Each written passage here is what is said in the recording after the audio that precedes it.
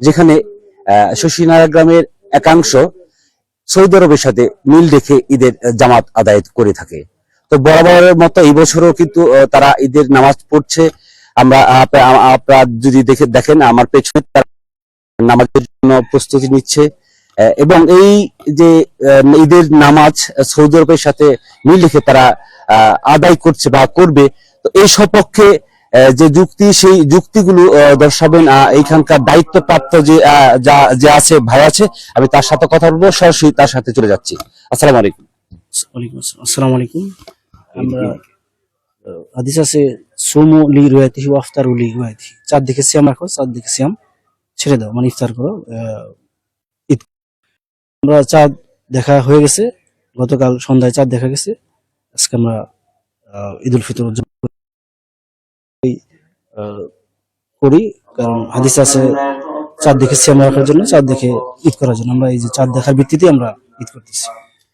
প্রকৃতপক্ষে আমরা তো বাংলাদেশে আগামীকালকে ঈদ হবে, প্রকৃতপক্ষে আপনি কি বলতে চাচ্ছেন সৌদি আরবের সাথে মিল রেখে তো এই ঈদের জামাত করছেন? আমরা সৌদি আরবের সাথে মিল রাখি না, আমরা হাদিসের সাথে মিল রাখি, কোরআনের সাথে মিল রাখি। কোরআনে বলা আছে ফামান শাহিদা মিনকুম শাহরা ফালিয়াসুমহু, যখন রমজান মাস আসে সিয়াম রাখো। রমজান মাস চলে আসছে, আমরা সিয়াম প্রমাণিত হয়। চাঁদ করে দিছি, আবার শুরু করে দিছি।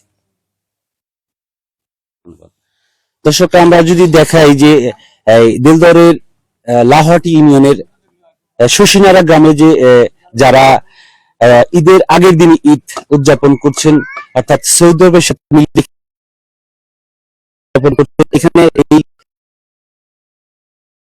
যারা এই অনুষ্ঠানটি অ্যারেঞ্জ করেছেন তাদের মধ্যে থেকে একজনের সাথে কথা বললাম। তিনি তাদের সাথে মিল রেখে মূলত তারা কিন্তু এই ঈদের নামাজ আদায় করছেন।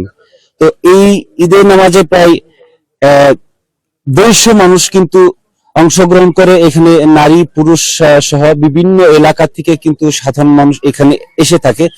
আমরা যেমনটা জেনেছি যে টাঙ্গাইলের দিলদর উপজেলার লাহাটি ইউনিয়নের শশীনারা গ্রামে কিন্তু প্রায় 13 বছর যাবৎ কিন্তু তারা ধারাবাহিকভাবে এই ঈদের নামাজ আদায় করে থাকেন, অর্থাৎ মিল রেখে কিন্তু তারা এই ঈদের নামাজ আদায় করে থাকেন।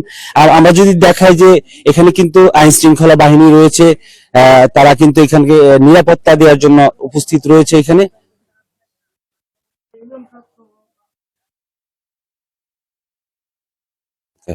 দর্শক, আমরা একটু সামনে থেকে যদি দেখাই, এখানে খুব কম সংখ্যক লোকই আছে, তবে সব মিলিয়ে প্রায় 150 মানুষ হবে। এখানে নারীরা রয়েছে, মসজিদের ভেতরে রয়েছে, পাশের যে একটা বাড়ি আমরা দেখলাম সেই বাড়িতে রয়েছে। সব মিলিয়ে সর্বোচ্চ 150 থেকে 200 মুসল্লির উপস্থিতি থাকতে পারে বলে আমার ধারণা।